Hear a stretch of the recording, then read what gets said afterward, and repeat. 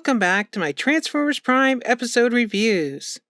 Today, we're taking a look at the episode Evolution. In this episode, we learn about family. We begin with a familiar-looking scene of Megatron leading Starscream into an abandoned Energon mine. You may remember in the episode Rock Bottom, Megatron was about to execute Starscream in a similar location before the Autobots interfered. Forgive me, Master. My intentions were true. Please reconsider my termination. I like it when Starscream begs. Reminds me of the old G1 Starscream. Please, don't fire! I was wrong. I shouldn't have done it. Please, don't shoot! But it seems Megatron hasn't brought him here to be murdered, but instead to show him Shockwave's off-site laboratory where he's growing Predacon clones. It also appears that Knockout has continued his work on perfecting the synth-end formula. But Predaking arrives and surprises everyone, at least everyone who didn't look at the toys, as he transforms for the first time. And now we know. And knowing is half the battle. G.I. Joe! Predaking explains how he learned to transform from watching others. Where'd you learn this? Who taught you how to do this stuff? You.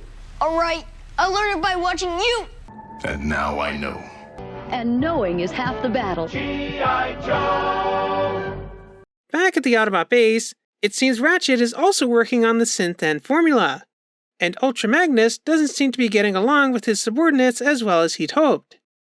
On board the Nemesis, Predaking finally names himself, and states while he still swears loyalty to Megatron, he would like to lead the soon-to-be-born Predacons himself. However, Megatron sees this as a threat to his own reign. So Starscream orchestrates a plan in which the Autobots just so happen to discover Shockwave's lab. Starscream, the Autobots have arrived. You did not inform me that your plan was already in motion. You scrapped him on purpose, didn't you? You gotta love Starscream's smirk here. Shockwave bridges out as his new baby Predacons begin to awaken. Permission to employ a grenade in a confined space, sir? If you and I are all that stand between these monsters and the natives of this planet, then by all means.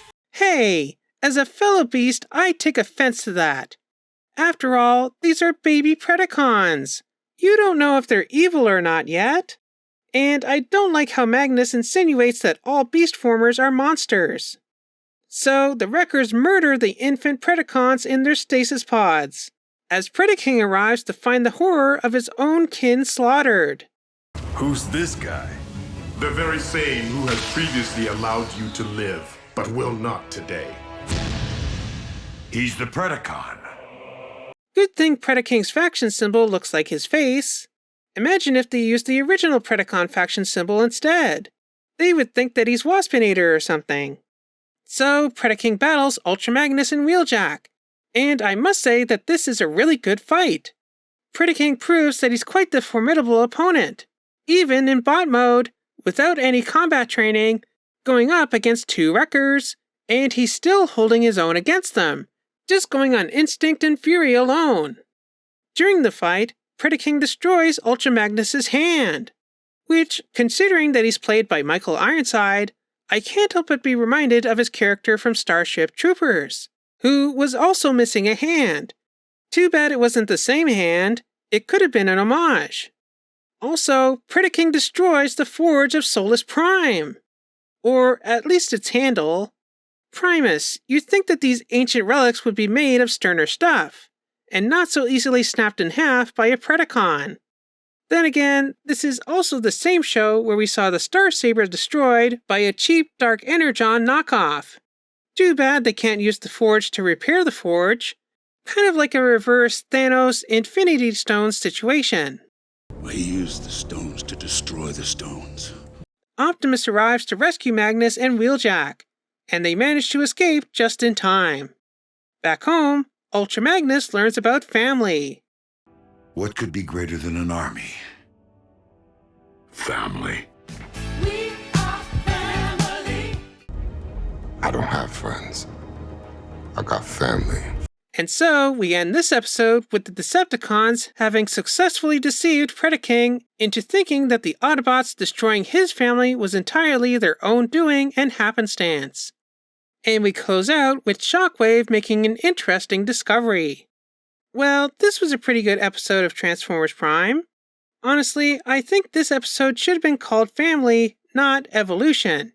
It had very little to do with evolution, if at all. Really, it was just to reveal that Predaking is a Transformer that might be considered evolution. This episode definitely had a lot more to do with family.